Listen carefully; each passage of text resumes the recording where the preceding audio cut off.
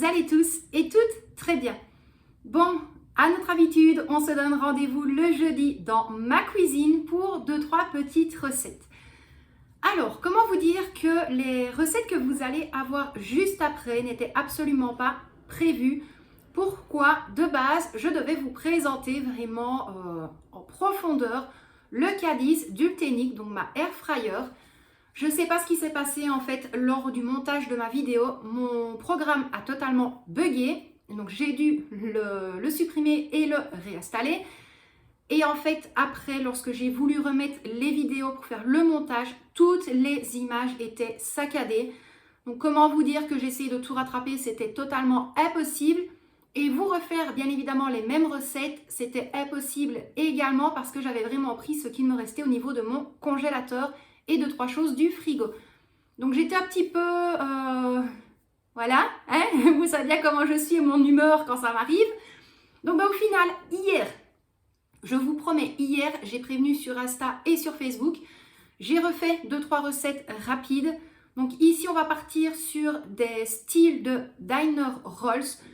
Il est vrai que ce style de petit pain là, c'est beaucoup plus petit. Moi, j'ai voulu les faire un petit peu plus grand parce qu'on s'était fait vraiment des petites miches durant les 2 jours. Ensuite, je vous ai quand même montré deux petites recettes avec le Ultenic. Donc là, c'était des pommes de terre sautées que j'ai fait revenir dans mon appareil.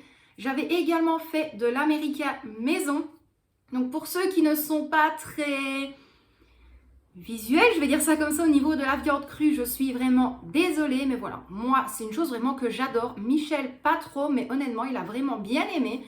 Donc c'est une recette maintenant que je replacerai au niveau de mon carnet des recettes fait maison.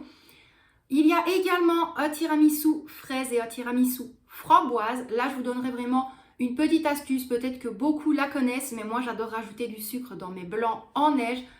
Tout simplement parce qu'à ce moment-là, on n'a pas une crème mascarpone, mais une mousse mascarpone et qui se tient vraiment beaucoup, beaucoup mieux. Donc maintenant, le tiramisu, je le ferai comme ça également. Et ensuite, on partira sur des cœurs coulants au chocolat. Et là, c'est pareil, la cuisson se fera avec mon air fryer, le K10 d'Ultenic. Donc moi, mes loustiques, je vous dis à tout de suite pour les quelques petites recettes. Concernant les diner rolls, je vous mettrai sûrement tous les ingrédients dans la description de la vidéo. Là, je vais vraiment vous montrer uniquement toute la préparation, comment ça se passe de A à Z. Mais je n'ai pas pris la peine en fait dès le début de la vidéo de vous filmer tous les ingrédients pour vous dire la quantité qu'il doit y avoir. Mais je vais essayer de placer ça en voix off durant la vidéo. Donc moi, je vous dis à tout de suite avec les images. Donc là, ici, je vais vraiment vous montrer toute la préparation pour les fameux diner rolls. Donc là, dans mon bol, je vais verser 250 g de farine ainsi que le sel et le sucre. Et en fait, je vais tout mélanger. Je creuse un puits et là, je vais verser un œuf entier. Je vais également verser 25 g de beurre fondu mais refroidi. Et également, je vais ajouter ma levure qui a été diluée avec un tout petit peu d'eau. Et alors, petit à petit, je vais ajouter mon lait tiède, mais vraiment graduellement. De toute façon, je vais ajouter la totalité de mon lait. Je vais tout simplement mélanger avec ma cuillère. Et vous pouvez le voir, j'ai un second bol. Donc là, il y a à peu près 50 g de farine. Si maintenant vous voyez que votre pâte est légèrement collante ou même trop liquide. Donc moi là, c'était bien évidemment le cas et vous le voyez. Donc je vais ajouter également graduellement la farine pour que ma pâte forme une boule.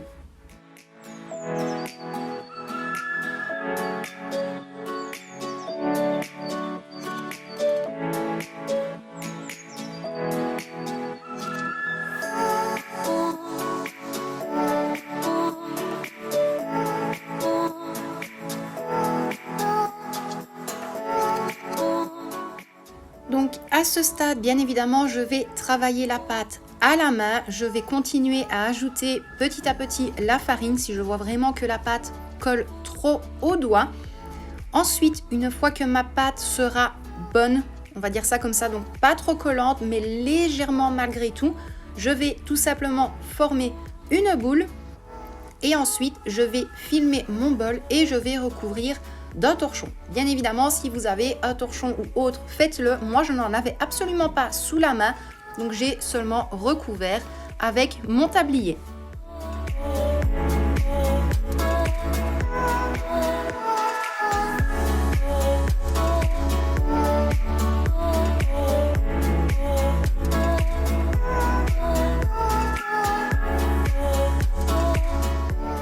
Donc là, après 1h30, maximum 2 heures de pousse, donc la pâte a presque doublé, voire triplé de volume. Je vous ai laissé mon petit moment de galère. En fait, je ne savais plus du tout où j'avais mis le film alimentaire, on va dire ça comme ça. Donc, j'ai pas voulu patienter plus. J'ai pris mon couteau, j'ai fait un petit trou et puis je l'ai arraché. C'est la meilleure des méthodes, je pense. Donc là, bien évidemment, on va devoir dégazer la pâte. Donc je vais ajouter légèrement de la farine sur le dessus, mais pas de trop, sinon votre pâte sera dure et ça ne fonctionnera absolument pas lors de la cuisson. Donc je viens dégazer la pâte et ensuite je vais la décoller de mon bol et la travailler sur mon plan de travail.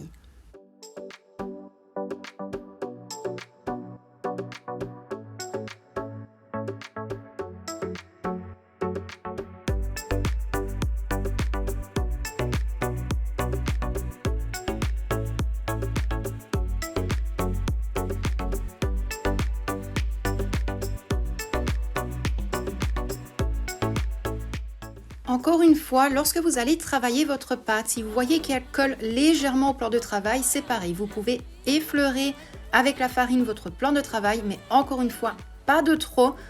Et ensuite, de base dans la recette, il fallait la découper en 9 parts et ensuite rouler la pâte. C'est à ce moment-là que je me rends compte que je devrais vraiment peser lorsque l'on effectue des petites boules. Donc moi, je les fais vraiment à l'arrache et au final, j'ai voulu avoir des plus grosses pour qu'on puisse avoir des miches en déant les 2 jours. Donc ça a été chose faite. J'ai plus ou moins essayé de faire des boules correctes, mais vous allez le voir, ça ne ressemble pas du tout à des boules normales. Ensuite, bien évidemment, on va déposer les boules dans un plat recouvert de papier sulfurisé.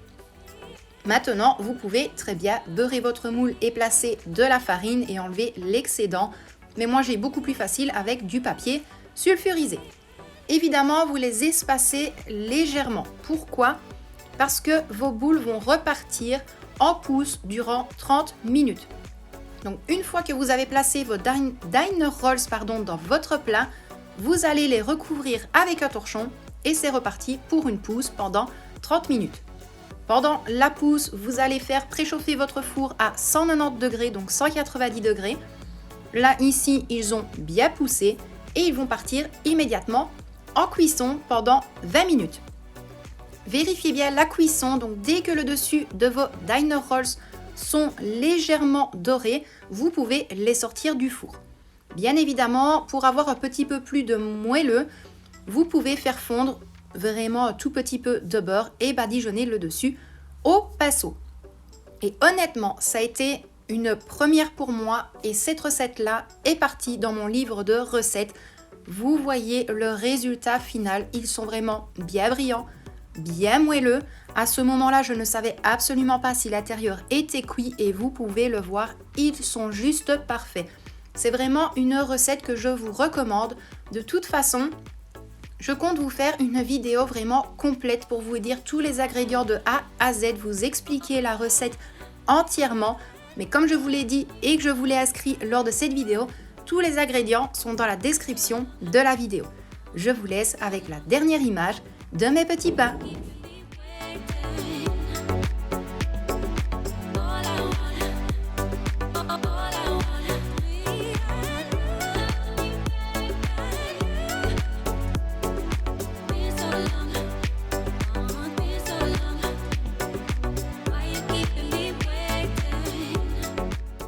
Donc là, ici, pour la deuxième recette, nous allons partir sur des tiramisu à la fraise et des tiramisu à la framboise. Alors pour cette recette, je ne prends absolument pas ni de biscuit cuillère, ni de boudoir. Je suis partie sur une mousse mascarpone.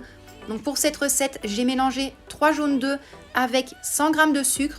Vous le voyez, il faut vraiment bien travailler les œufs et le sucre pour que votre pâte, entre guillemets, votre préparation surtout, commence légèrement à blanchir. Moi, au niveau de la mascarpone, donc là, j'avais ajouté 250 g. Je vais la travailler d'abord légèrement à la fourchette pour que ce soit beaucoup plus facile au moment où je vais devoir fouetter les jaunes, le sucre et la mascarpone.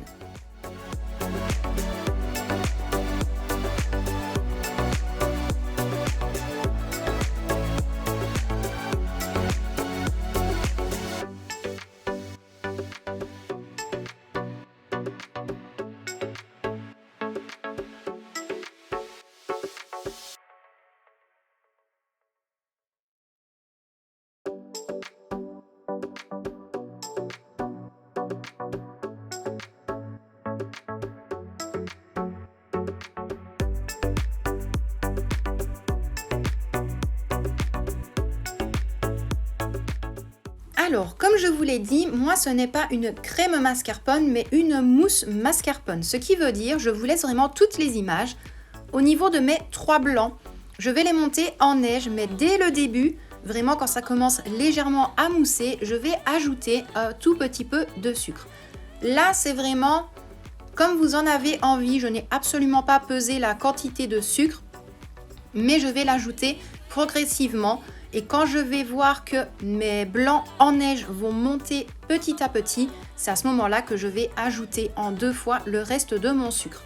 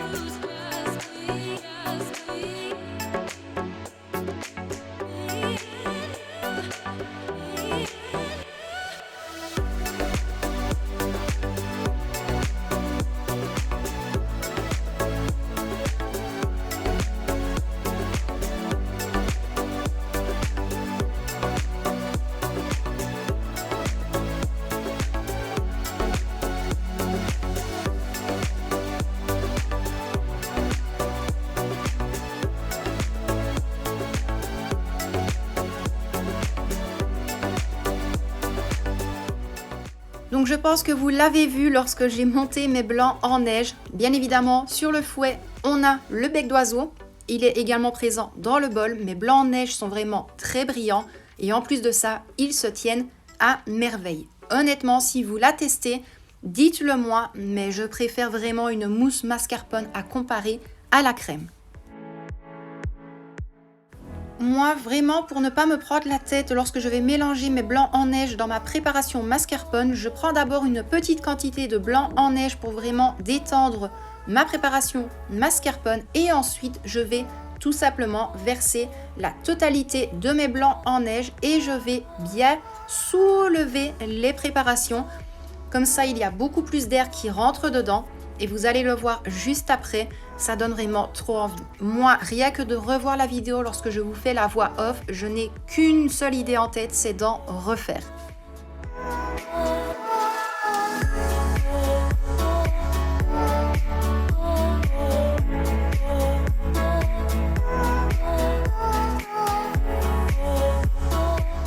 Ma mousse mascarpone est finie. Ici, je vais découper mes fraises. Et alors, je vous ai montré vraiment comment est-ce que moi j'avais envie de les découper. Donc d'abord, je les découpe en 2.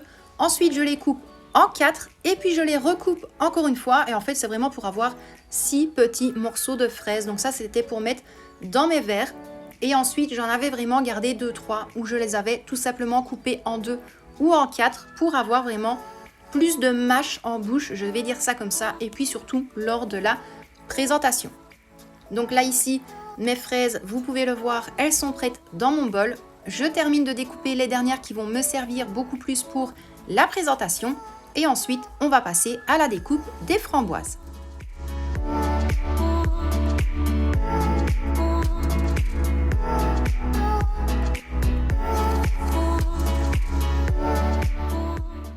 Pour les framboises, ça a été no stress. Je les ai juste découpées en 2, ou plutôt coupées en 2. Et à la fin, j'en ai gardé vraiment 2-3 entières, exactement de la même façon pour les fraises. Ce sera vraiment pour avoir un petit peu plus de visuel lors de la présentation. Ensuite, je vais bien évidemment remplir mes grands verres et les plus petits. Je ne vous ai pas laissé vraiment toutes les images. Je vais vraiment vous montrer 2-3 petits passages. Donc dans les petites verrines, là je vais déposer ma mousse mascarpone. Je vais ensuite bien évidemment ajouter quelques framboises, une fraise dans le milieu. Et honnêtement, les fraises et les framboises étaient juste excellentes. Et alors après, je vais recouvrir de mousse mascarpone et ajouter les fruits sur le dessus. Après, bien évidemment, je vais m'attaquer au grand verre. Donc là, c'est la même chose. Je vais ajouter un fond de crème mascarpone, mais dans les grands verres, là, ce sera avec les fraises. Il n'y a rien de bien compliqué, donc je vous ai vraiment passé toute cette étape-là et vous allez voir le résultat final juste après.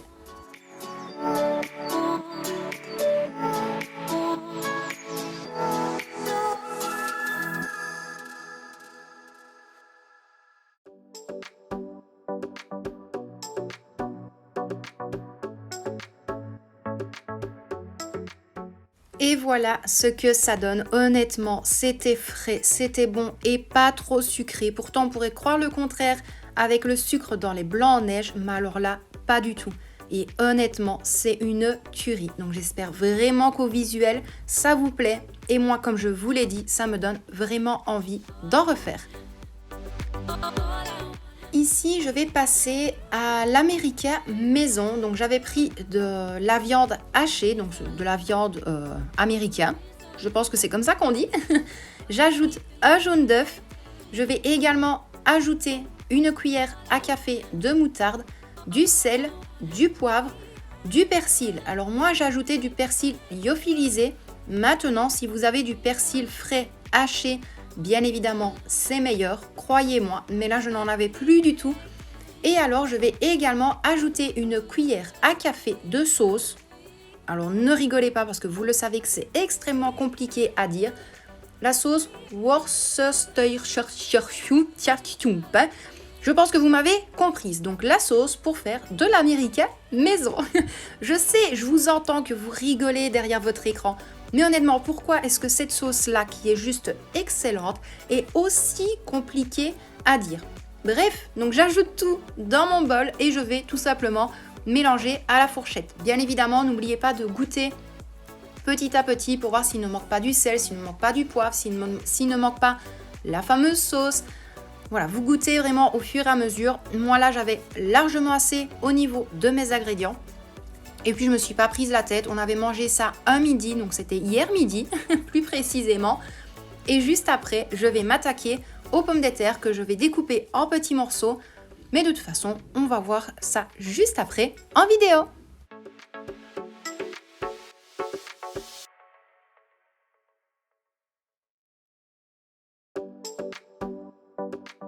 Comme je vous l'avais dit, ici, on va s'attaquer aux pommes de terre. Donc, bien évidemment, elles ont été rincées et essuyées juste avant. Je vais tout simplement les couper en deux, puis les recouper en deux. Et ensuite, je vais vraiment faire des petits morceaux. Donc, je vous ai quand même malgré tout évité ce passage-là. Moi, les pommes de terre, je vous l'avais déjà dit, je place tout dans un sac en plastique zip. Je vais ajouter de l'huile d'olive, du sel, du poivre, du persil, du paprika. Vous pouvez ajouter vraiment les épices que vous aimez. Je sais que j'avais fait une partie sur le côté pour Michel juste après où il a voulu avoir des épices Colombo et honnêtement c'était encore meilleur. Donc je place tout dans mon sachet. Je vais bien évidemment le refermer, enlever un petit peu d'air à l'intérieur. Vérifiez qu'il soit vraiment bien fermé ou sinon ça risque d'être la catastrophe dans votre cuisine. Honnêtement, il y a une fois où j'ai pas fait attention et j'en avais eu de partout. Bref, donc vous le voyez aux images, je vais le refermer légèrement, enlever l'air, le refermer et ensuite je vais shaker tout simplement mes pommes de terre dans mon sachet. Ça évite de salir un bol, ça évite de prendre des gants, ça évite de vous salir les mains.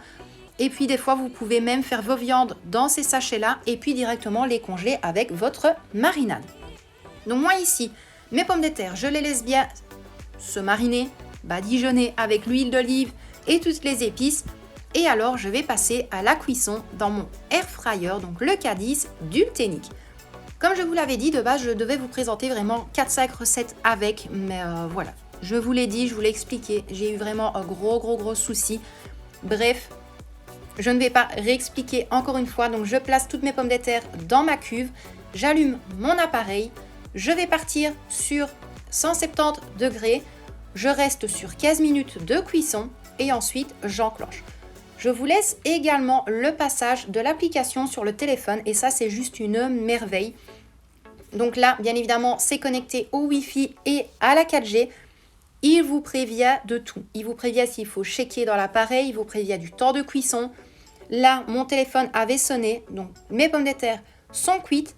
Je les enlève bien évidemment de la cuve et vous pouvez le voir, la cuisson est juste parfaite. Donc voilà le petit plat d'hier midi. C'était pas grand chose, mais honnêtement, c'était super bon. Et pour la dernière recette de cette vidéo, on va passer sur des moelleux chauds au chocolat. Donc pour cette recette, moi je suis partie sur 360 g de chocolat, 260 g de beurre, 8 œufs, 220 g de sucre et 150 g de farine, sans oublier bien évidemment les petits ramequins. Donc moi là ici, mon chocolat et mon beurre sont partis au micro-ondes. Comme ça a le temps de cuire, de fondre et de refroidir. Je vais verser mon sucre dans le bol et je vais ajouter mes 8 œufs. Et alors, on va vraiment bien mélanger le tout. De base, la préparation doit blanchir, mais moi j'aime bien quand le sucre n'est pas totalement fondu dans les œufs. Une fois que votre mélange œuf et sucre a bien été mélangé, vous allez verser la préparation beurre et chocolat fondu. C'est comme je vous l'ai dit, attendez malgré tout que le chocolat et le beurre soient légèrement refroidis ou sinon vous allez vous retrouver avec une omelette sucrée au chocolat et c'est pas le but. Ensuite, bien évidemment, on va venir fouetter le tout pour que le chocolat soit vraiment bien incorporé au niveau de la préparation avec les œufs et le sucre.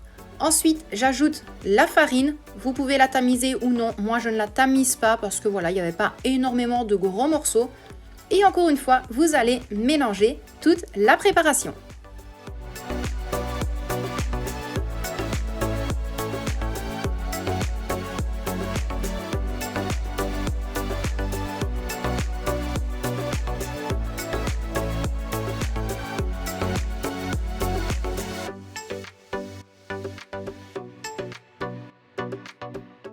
Bien évidemment, je vais les cuire avec mon Cadiz. Donc là, je vais faire une préchauffe. Donc bien évidemment, je vais faire le préchauffage à 180 degrés durant 4 minutes.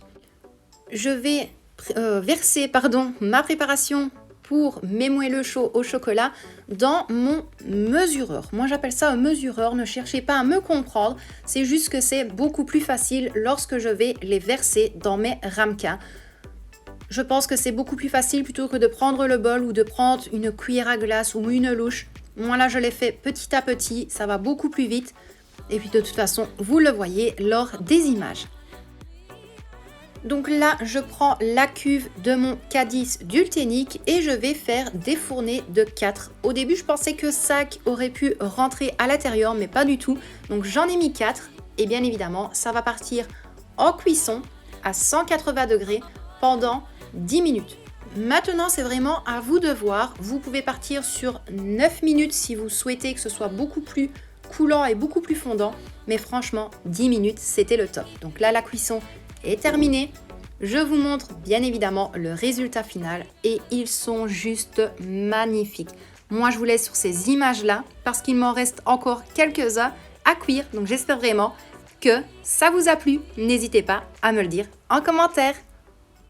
Et bien voilà mes loustiques, j'espère vraiment que cette vidéo vous a plu. Et puis c'est comme je l'ai dit un petit peu sur les réseaux, c'est vraiment la fin de mois. J'essaie de faire avec ce qui me reste au niveau des armoires, au niveau de mon petit stock, de mon garde-manger. Mais à partir de jeudi prochain, vraiment des bonnes petites recettes vont revenir, toujours avec un petit budget. Là, c'était des petites recettes que j'avais effectuées en déant la semaine, mais surtout hier, pour vous présenter quelque chose aujourd'hui. Mais voilà, vraiment des recettes faciles, rapides et petit budget, ça arrivera bien évidemment tous les jeudis. Vous l'avez remarqué également, mardi, il n'y a pas eu encore de vidéo de ménage, organisation et rangement. Tout simplement parce que je n'ai pas été bien. Donc la semaine passée, je vous l'avais dit d'ailleurs jeudi dans la vidéo. Et puis après, pas trop bien, pas trop en forme. Aujourd'hui, il y a des copines qui sont venues me redire bonjour. Donc j'ai fait un petit passage glamour sur Facebook. Je ne vais pas le dire tout le temps sur YouTube non plus, mais je pense que toutes les dames et toutes les jeunes filles vont me comprendre à ce niveau-là. Mais sinon, j'espère vraiment que cette vidéo vous a plu. On se retrouve tous les jeudis dans ma cuisine N'oubliez pas bien évidemment les jeudis de préparer vos stylos, vos feuilles, tout ce que vous voulez pour noter les recettes. D'ailleurs, dites-le moi vraiment le style de vidéo qui vous plaît parce que je refais mon planning pour le mois de mai, juin et juillet. Bien évidemment, au mois de juillet, étant donné qu'on part une semaine en vacances, les vidéos seront légèrement modifiées parce que vous aurez un retour de course là-bas. Il y aura également peut-être 2-3 vlogs, donc ça également, j'espère que ça vous plaira. Et puis pour le reste, bien évidemment, je garde le silence, mis à part samedi soir où je vous donne rendez-vous pour une vidéo de budget. Donc moi mes loustiques, je vous laisse là pour aujourd'hui. J'espère vraiment que cette petite vidéo vous a plu. N'hésitez pas à me le dire en commentaire. Si maintenant tu me suis sur Instagram ou sur Facebook, tu peux également me taguer. Comme ça, je peux voir quand tu réalises les recettes. Si maintenant toi tu les modifies pour me donner quelques petites idées, tu n'hésites pas à me le partager également. On vous envoie des tonnes et des tonnes de bisous. Prenez bien soin de vous et de ceux que vous aimez. Et moi, à mon habitude, je vous dis à très bientôt dans une prochaine vidéo. Bisous mes loustiques!